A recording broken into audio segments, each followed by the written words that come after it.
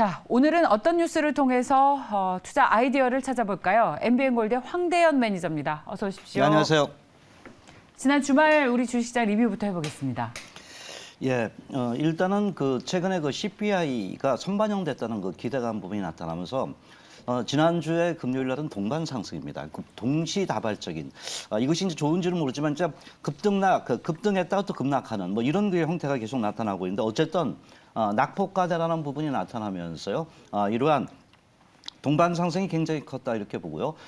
외국인 연기금이 특히 이제 연기금이 오랜만에 쌍끌이의 매수가 좀 눈에 좀 보였던 부분입니다. 다만 이제 환율이 아직까지 1,400원대 머물고 있는 부분이 주가의 어떤 향방을 강하게 추세를 만들지는 못한 이런 모습을 보였다 이렇게 봅니다. 어쨌든 지난주 금요일 날을 봤을 때 아직은 미국의 연준의 정책에서 경기보다는 바로 인플레이션이라는 부분에 우선 정책을 쓴다는 부분이 시장을 갖다가 저점에는 왔지만 이렇게 추세적인 부분을 만들지 못하고 있고요. 국내적으로 이제 환율이 1,400원대입니다. 그래서 1,400원대를 기준대를 두고 하방으로 왔을 때 어떤 주가의 향방이 크게 추세적으로 변하지 않을까 이렇게 봅니다. 그래서 당분간은 이런 변동성 부분에 따른 매매 전략으로 말씀드린 현금은 일부 계속 유지하면서 수익 매매 전략이 지난주 금요일 봤을 때 좀 필요하지 않겠나라고 말씀을 드리겠습니다. 네. 자, 변동성이 확대되고 있는 우리 주식시장에서 지난주 금요일 사실 엄청나게 많은 종목들이 오르지 않았습니까? 그중에서 특징 섹터를 꼽은다면 뭘까요? 일단 어제 이제 카카오가 이제 상당히 좀 악재가 좀 났죠. 근데 이제 지난주 묶음 카카오 그룹이 상당히 급등을 좀 카카오 게임주에서 좀 했던 부분이고 지난 금요일엔 건설 쪽에 주가의 탄력이 상당히 좀 있었던 이런 모습이었습니다.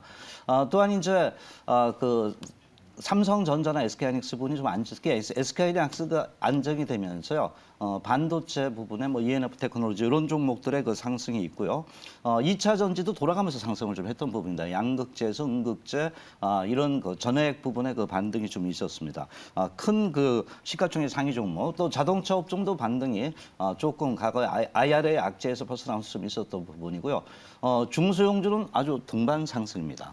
상당히 그동안 낙폭근 위주로 주가가 좀 반등이 지난 금요일에 이루어졌다는 것이 특징입니다. 특히 이제 게임 관련주와 더불어서 우리가 잘 아는 메타버스, 자이언트 스텝이라 이런 낙폭과대 종목군에서 이렇게 탄력이 우선적으로 좀 있었다 이렇게 보고요. 그 외에 이제 과거 이제 로봇이라던가 전체적으로 휴대폰 이런 쪽에서 이제 가장 공통적인 특징은 동시다발적인 동반 상승이었는데 여기서 이제 중요했던 부분은 지난주 금요일 낙폭과대에서 우선적으로 급등을 좀 했다라고 우리가 시장을 좀 볼 수 있습니다. 그러니까 아직 시장이 상당히 이제 게릴라식으로 이쪽이 먼저 급등을 하고 이런 어떤 차이가 좀 보여주고 있거든요. 그래서 어쨌든 낙폭과대에 대한 기대는 좀 높아지고 있다고 볼 수 있겠습니다. 그러면 저희 지난주 금요일날 가장 좋았던 카카오 그룹주들에 대한 전략 오늘 한번 세워봤으면 좋겠어요. 저도 이제 카카오는 이제 성장주인데 가장 카카오의 핸디캡이 뭐냐면 금리 상승입니다. 미국에서도 이제 우리나라가 성장주의 금리 상승인데 우리 삼성전자가 좀 틀리다고 봅니다. 바로 삼성전자는 이제 300조 이상의 돈을 갖고 있단 말이에요. 근데 이제 대개 포털 사이트 미국에 보면은 아마존이라든가 이런 쪽에서는 돈을 갖다 계속 끊임없이 투자를 해야 됩니다. 그래서 이 부분이 금리 인상을 할 때 가장 좋지 않다고 보거든요. 그래서 지금 네이버, 카카오 또한 성장주이기 때문에 계속 투자를 하는 입장입니다. 그래서 금리 인상 부분에 좀 발목이 잡혔던 부분하고 이제 정부 규제 부분이 있었잖아요. 그래서 이런 부분인데 제일 중요한 건 저도 카카오는 지난주에 많이 빠져서 이제 저점에 왔다고 봤어요. 그런데 이제 어제 이제 카카오 목통이라는 부분이 과연 시장에서 한 번 더 실망감을 조금 가져오지 않을까 이렇게 좀 봅니다. 그래서 여기서 이제 그동안의 낙폭이 컸기 때문에 하락폭은 크진 않을 것으로 일시적인 변동성은 있을다 하더라도 이제 9분홍선, 8분홍선까지는 왔다고 보는데 여기서 이제 우리가 기다려왔던 이제 낙폭이 컸으니까 추세 반등이든 이런 부분의 어떤 상승 인자 부분이 어제 카카오 목통이랑 이런 부분에서 다시 한번 시장이 좀 바라보지 않겠느냐. 그래서 약간은 이제 시간이 좀 걸리지 않겠나라고 이제 생각을 하고 있습니다. 자, 이제 저점이 다 온 줄 알았었는데 이 어떤 전략을 좀 수정하면서 조금 더 시간이 걸릴 것이다라는 의견으로 정리하겠습니다.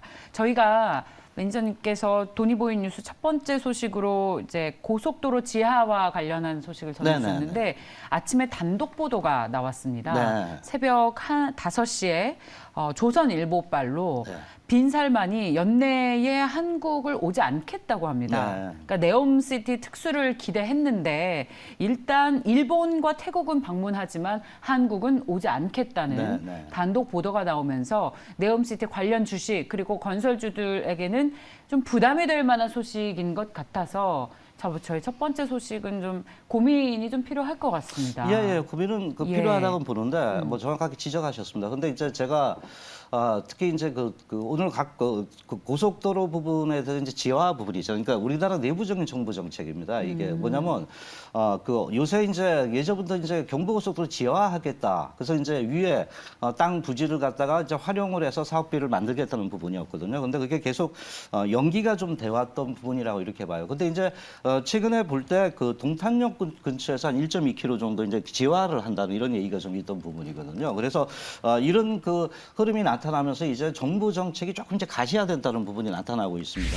물론 이제 그 원희룡 장관이 이제 가장 크게 좀 얘기했던 부분이 고속도로의 그 지하화를 전체적으로 전향적인 입장이라는 부분에 이런 그 측면을 좀 얘기를 했습니다. 그래서 지금 현재 땅을 이제 파서 만들고 상부 부지는 매각을 하면 자금을 만들 수 있다는 이런 그 측면이 나타나고 있고요. 그래서 정부도 그런 그 흐름을 보이면서 이제 시범단지의 어떤 그 전초던이라 그럴까요? 이런 부분에서 이제 양재에서 화성까지 32km를 갖다가 지하한다는 계획이라는 거거든요. 그래서 이런 부분이 이제 부각이 되면서 이제 가장 중요한 게 정부 정책이 어디로 갔느냐, 어디까지 갔느냐가 중요하다고 보는데 예비 타당성 조사 전에 지금 이제 사정 타당성 조사를 올해 마친다 그럽니다. 그럼 이렇게 된다면 이제 과거에도 이제 경부고속도로 관련 그 종목군들이 좀 움직였던 이런 그 모습을 좀 보였던 부분인데 정부의 이런 정책화 부분이 주가에는 좀 반영되지 않을까 하는 이제 그 흐름이라 이렇게 볼 수 있는데요.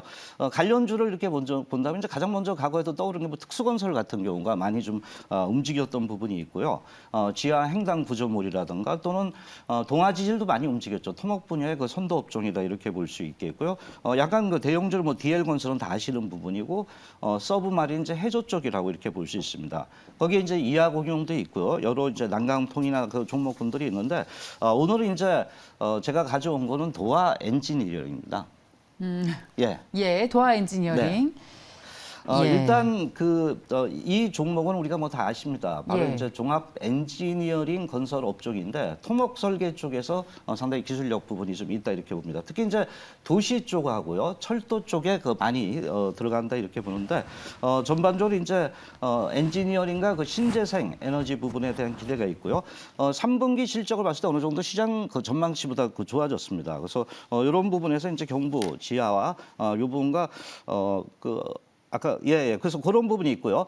일단 그 차트 흐름을 좀 볼게요. 고점에서 낙폭이 상당히 이제 커졌던 부분이고 지난 저점까지 차트의 흐름상 내려왔습니다. 이렇게 보시면은 내려왔던 부분이고 약간 삼각 플래그 형태의 흐름을 좀 보였던 부분에서 이제 행보를 좀 하고 있고요. 그래서 어느 정도 이제 주가가 하반 경직성을 좀 보이고 있다 봅니다. 그래서 그 부분에 접근을 좀 필요하겠고요. 매수가는 한 8,300원, 목표가는 9,200원. 손절 라인은 7,200원대로 하시면 되겠습니다. 네, 자 고속도로 지하와 관련한 소식을 전해주셨습니다. 다시 한번 전해드리면 빈살만이 연내에 한국을 방문하겠다고 했는데 한국은 안 온다고 합니다. 근데 일본과 태국은 가고 그래서 네옴시티 특수를 기대했던 건설 회사들이 지금 좀 걱정스럽다라는 인터뷰 기사까지 오늘 아침 조선일보의 단독 보도를 통해서 전해지고 있습니다. 건설주 거기에 나아가서 또 원자력 발전 관련 주식들까지 조금은 부담스러울 수 있는 소식인데 저희가 계속해서 면밀히 살펴보겠습니다. 자, 돈이 보이는 뉴스 오늘 남북 긴장과 반도체 소식 두 가지를 더 가지고 오셨어요. 이 가운데서 혹시 더 투자할 만한 소식이 있다면 뭘까요? 일단 팩트 쪽에 간다면 남북 긴장감 쪽에 먼저 좀 말씀을 드릴게요. 일단 뭐 다 아시는 겁니다. 주말 동안에 동서해 쪽에서 이런 뭐 218이라고 하더라고요. 장산거 쪽인데 연평도 주민들이 뭐 상당히 많이 걱정했다는 이런 얘기잖아요. 그래서 근데 이제 제가 그 봤을 때 물론 이제 이것에 대한 얘기는 뭐 대연장 로켓에 대한 우리가 연습한 거, 그것도 이제 전체적으로 볼 때 연습탄이었거든요. 그런데 이런 발사를 하는데 과거보다 강도가 수위가 높아졌다는 겁니다. 그래서 주가가 그동안 우리나라 시장은 굉장히 성숙했었습니다. 그래서 간추리 리스크에 그렇게 큰 그 부담을 주지 않았던 부분인데 최근 그 북한의 이러한 수위 도발이 좀 높아지면서 이것이 이제 어느 정도 심리적으로 그 주가에도 좀 그 방산업종에 이런 쪽에 반영되지 않겠느냐 하는 얘기다 이렇게 볼 수 있겠고요. 뭐 간단하게 말씀드리면 빅텍이라든가 스페코 또는 뭐 한일 단조 이런 종목군들이 있다 이렇게 좀 말씀을 좀 드리도록 합니다. 일단 시간상 종목 바로 말씀드릴게요. 풍산입니다. 신동과 바로 이제 그 방위 산업 쪽인데 방산 산업인데 신동은 요새 안 좋습니다.